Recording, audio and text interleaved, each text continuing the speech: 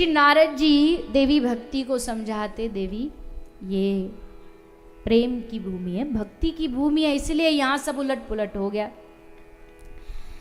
देवी भक्ति ने कहा प्रभु चलो अब जो हो गया सो हो गया, उसको बदला तो नहीं जा सकता, पर समाधान बताओ।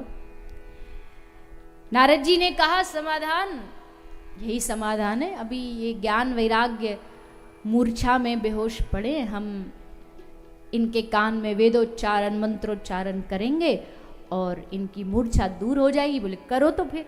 नारद जी ने किया, वेदों का, शास्त्रों का, पुराणों के सबके मंत्र सुनाए, पर ज्ञान वैराग्य की मूर्छा दूर नहीं हुई। थोड़ी देर होती भी होश में आते फिर बेहोश हो जाते। अब नारद जी चिंतित हो गए, ये तो भारी समस्या है, इतना सब हमने कान में सुना दिया पर इनकी तो मूर्छा ही दूर नहीं हो रही, बेहोशी दूर नहीं हो रही, अब कौन सा समाधान बचा। तो फिर देववाणी, आकाशवाणी, व्योमवाणी ने कहा कि आप इनके उद्धार के लिए आपको सत्कर्म करना चाहिए, इनका उद्धार सत्कर्म से होगा। अब नारद जी सोच रहे इतनी देर से हम सत्कर्म ही तो कर रहे हैं, और क्या होता है सत्कर्म, कौन से कर्म को सत्कर्म कहा जाएगा। नारद जी इसकी खोज में चल पड़े, सारी धरती पे घूमे, आकाश स्वर्ग पाताल सबसे पूछते जा रहे सत्कर्म क्या है, सत्कर्म क्या है। कोई कुछ कहता, कोई कुछ कहता। अंत में नारद जी की भेंट हुई सनकादि ऋषि, सनत सनंदन सनातन सनत कुमार बद्रिक आश्रम में नारद जी की इनके साथ भेंट हुई। नारद जी ने पूछा इनसे, महाराज आप बताइए क्या है सत्कर्म। तो इन्होंने कहा कि हे नारद जी, भागवत कथा सबसे बड़ा सत्कर्म है, ये ज्ञान भी है, ये यज्ञ भी है, ये दान भी है, क्योंकि ये भागवत कोई किताब नहीं है, ये भागवत कोई ग्रंथ नहीं है, ये साक्षात भगवान है। श्रीमद् भागवताख्योयम प्रत्यक्षः कृष्ण एव ही, ये साक्षात भगवान का ही स्वरूप है। भागवत के 12 स्कंद भगवान के 12 अंग हैं, तो आप इनके लिए भागवत का आयोजन कराइए। ठीक है प्रभु, अब जब इतना बता दिया तो ये भी बता दो स्थान, कोई अच्छा सा स्थान हो। तो सनकादि ऋषियों ने बताया, देवभूमि, हरिद्वार, आनंद घाट, ये कथा वहां प्रथम बार की गई। प्रवक्ता हैं चारों भाई सनकादि ऋषि, और सुनने वाले बड़ी अद्भुत कथा है, कहने वाले भी बड़े महान, और सुनने वालों की श्रेणी में भी नारद सरीखे ज्ञानी बैठे, श्रोता भी नारद है। और कौन है इस भागवत का श्रोता? खुद भक्ति देवी। ज्ञान वैराग्य, समग्र ब्रह्मांड में ये बात फैल गई, कथा हो रही है। आनंद नामक तट पर सब आने लगे, सबने आकर के कथा को श्रवण किया, और जैसे कथा विश्राम हुई, भक्ति सुतौ तौ तरुणौ गृहीत्वा प्रेमैक रूपा सहसा विराशीत, श्री कृष्ण गोविंद हरे मुरारे नाथेति नामानि मुहुर्वदन्ति। देवी भक्ति कीर्तन करती हुई अपने दोनों पुत्र ज्ञान और वैराग्य के साथ प्रकट हो गई। जो ज्ञान वैराग्य बेहोश पड़े थे, भागवत का महात्म्य सुना और मूर्छा दूर। देवी भक्ति नारद जी को खूब खूब आभार प्रकट करती, आपने मेरे समस्या का समाधान किया। अब एक और समस्या आ गई है नारद जी। नारद जी बोले अब कौन सी समस्या खड़ी हुई? भक्ति देवी बोली, पंडाल भरा पड़ा है पूरा श्रोताओं से, मेरे लिए तो जगह ही नहीं है। आप बताओ मेरे लिए कोई, अब कोई वीआईपी आदमी आता तो उसके लिए वीआईपी ट्रीटमेंट होनी चाहिए ना। वैसे तो भगवान की कथा में कोई वीआईपी नॉन वीआईपी नहीं है, और अगर है भी वीआईपी तो वीआईपी का मतलब होता है वेरी इंपॉर्टेंट पर्सन। पर भगवान के दरबार में कौन इंपॉर्टेंट है? बोले वैष्णव इज इंपॉर्टेंट पर्सन। यहाँ पे जो वैष्णव होता वो वीआईपी है, वही यहाँ पर। तो भक्ति देवी तो बोली कहाँ बैठूं मैं, बताओ कोई स्थान बताइए।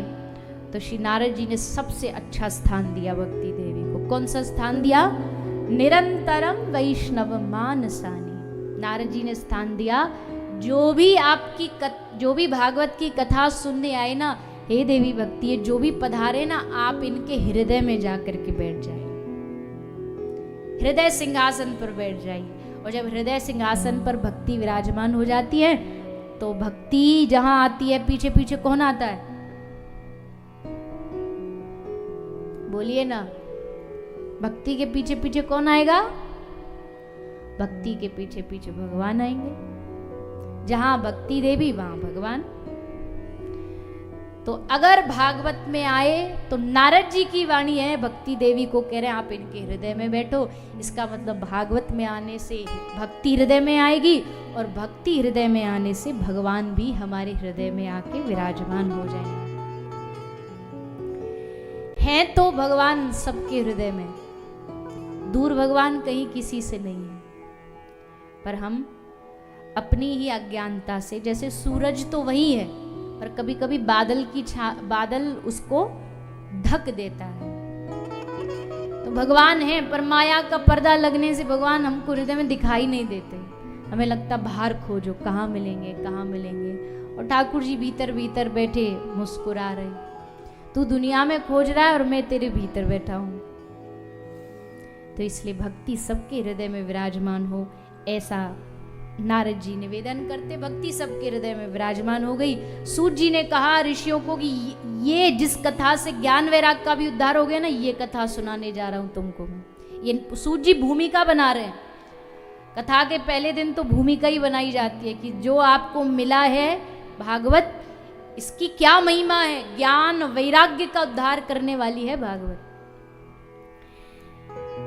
फिर कहा कि सूत जी ने ऋषियों को कि अब तुमको लगेगा कि भागवत तो ज्ञानी और वैरागियों का ही उद्धार करती है, तो नहीं नहीं नहीं, भागवत बड़े से बड़े पापी का भी उद्धार कर देती है। क्या उदाहरण है आपके पास? दृष्टांत दो, दृष्टांत से वो बात जो है वो सिद्ध हो जाती है, प्रमाणित हो जाती है। तो दृष्टांत दिया गौकर्ण और धुंधकारी का। दोनों एक ही घर में पैदा हुए, वो किसी दूसरी स्त्री के गर्भ से, पर बचपन साथ में बीता। धुंधकारी बड़ा दैत्य प्रवृत्ति का था, पाप, झूठ, मारना, पीटना, घरों में आग लगा देना, पशुओं को जिंदा जला देना। और वहीं गौकर्ण महाराज परम भक्त थे, परम वैष्णव थे। दोनों में बड़ा भारी अंतर था। आत्मदेव जो इनके पिता हैं, जिन्होंने संत से बार बार मांगा था, संत ने, ये कथा आप सब शायद सुने होंगे अगर भागवत कथा से आप जुड़े हैं तो। आत्मदेव ब्राह्मण के घर कोई संतान नहीं थी, तो सोचा हम तो शरीर ही त्याग देते, संतान नहीं तो इस शरीर को रख के क्या करेंगे। पर एक संत ने आके इनको समझाया, कहा भैया तुम्हारे मस्तिष्क को देख के हम बता सकते हैं अगले 7 जन्म तक कोई बालक नहीं है तुम्हारे जीवन में। तो आत्मदेव महाराज ने कहा 7 जन्म की बात करते हो महाराज, इसी जन्म में नहीं मिला तो हम यहीं कूद जाएंगे इस नदी में। संत हृदय नवनीत समाना, संत का हृदय बड़ा कोमल होता। लगा ये बेचारा मरेगा, इससे अच्छा चलो कृपा कर दो, एक फल दे दिया। पर ध्यान रखना, जो भाग्य में नहीं हो उसको खींच खांच के अगर भाग्य में लाने की कोशिश करें तो परिणाम ऐसा होगा। आ तो गया धुंधकारी, लेकिन उस धुंधकारी के कारनामे से श्री आत्मदेव महाराज बड़े दुखी हुए। मन में आया कि सब छोड़ छाड़ दूं, पर फिर मोह बार बार पकड़ लेता है कि नहीं, तू चला जाएगा तो धुंधली पत्नी कैसे रहेगी, गोकर्ण कैसे रहेगा। तो गोकर्ण महाराज ने अपने पिताजी को 2 श्लोक सुनाए, ज्ञान उपदेश दिया। आत्मदेव ब्राह्मण के मन में ज्ञान का प्रादुर्भाव हुआ, वैराग आया और चले गए वन में। धुंधली की भी मृत्यु हो गई। धुंधकारी और पाप करने लगा, वैश्यावृत्ति करने लगा और मर के एक ब्रह्म दैत्य बना। ब्रह्म दैत्य, इसका उद्धार आसानी से होता नहीं। गोकर्ण महाराज जानते थे, तो उन्होंने गया में जाके पिंडदान किया। ब्रह्म राक्षस है, इसलिए 100 बार पिंडदान की विधि निभाई ताकि इस दैत्य का उद्धार हो जाए, तब भी नहीं हुआ। तो अंत में उद्धार किससे हुआ? किससे हुआ? भागवत कथा श्रवण। 100 बार पिंडदान करने पर भी जिनका उद्धार नहीं हुआ, उसके उद्धार के लिए गोकर्ण महाराज ने अपने गांव में कथा कराई। कथा हुई। अब धुंधकारी ने सोचा हम कहाँ बैठे पंडाल में, कोई जगह उसे मिली नहीं। साइड में एक बांस पड़ा हुआ था। बांस को क्या बोलते गुजराती में? बांसी बोलते। अच्छा, फिर तो इजी हो गया। तो कई कई शब्द होते हैं वो समझ नहीं आते, तुम पूछ लेना, बढ़िया है। तो आप कहीं कुछ और समझो तो उससे मुझे भी थोड़ी थोड़ी गुजराती आ जाएगी। वैसे गुजराती मुझे समझ पूरी आती है। कई कोई सोचे कि इनके मुंह के सामने बुराई भी कर लें और इनको पता नहीं चले, तो मैं पहले ही सावधान कर दूँ। गुजरातियों से बहुत संपर्क, कथा गुजरात में बहुत दिन बाद हुई, पर बाहर जब जाते हैं यूएस वगैरह तो सब गुजराती मिलते हैं। सब मीठा मीठा मीठा, मीठी दाल, मीठी खीर, कड़ी भी मीठी। मीठा तो मीठा पर नमकीन भी मीठा। गुजरातियों में वो नमकीन भी खाते तो वो भी मीठी। खा खा के सब मीठे मीठे हो गए हैं। तो बांस में आके धुंधकारी बैठ गया। 7 दिन तक बैठ के वहीं कथा सुनता रहा, ना खाना ना पीना। वहां 7 दिन ध्यान से सुना, एकदम मन लगा के। और 7 दिन जैसे विश्राम हुए, विमान आ गया। विष्णुदूत विमान लेकर के आ गए, चलो हमारे साथ विमान में बैठ के चलो। तैयार हो गए धुंधकारी, बैठ गए। गोकर्ण महाराज ने कहा रुको रुको रुको, ये तो नाइंसाफी हो गई, ये तो अन्याय हो गया। इनके साथ आपने इतने सारे आए कथा सुनने, इनको आप लेकर के नहीं जा रहे, और ये जो 7 दिन इसने कथा सुनी इसके लिए विमान आ गया। विष्णुदूत बोले नहीं नहीं प्रभु, अन्याय नहीं है। ये जितने यहाँ आए कथा श्रवण के लिए, पूछो इनसे कौन से दिन कौन सा प्रसंग सुनाया गया था।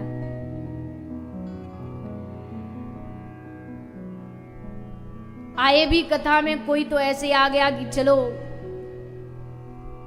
घर में बच्चे नहीं सोने देते, कथा में कोई कुछ कहने वाला होगा नहीं, यहां बैठ के चकाचक नींद लेंगे और सो जाते हो। फिर आप उनसे कहो ना कि सोए, बोलो नहीं ध्यान से सुन रहे हैं आंख बंद करके। कुछ कह भी नहीं सकते क्योंकि आंख बंद है, तो अब क्या क्या बोले। एक आदमी ऐसे ही आंख बंद था, तो साइड वाले श्रोता ने पूछा सो रहे हो? बोला नहीं, हम तो ध्यान से सुन रहे हो। फिर थोड़ी देर बाद उसने पूछा जिंदे हो? बोले नहीं। अब कुछ होश तो है, उसको लगा यही पूछ रहा होगा।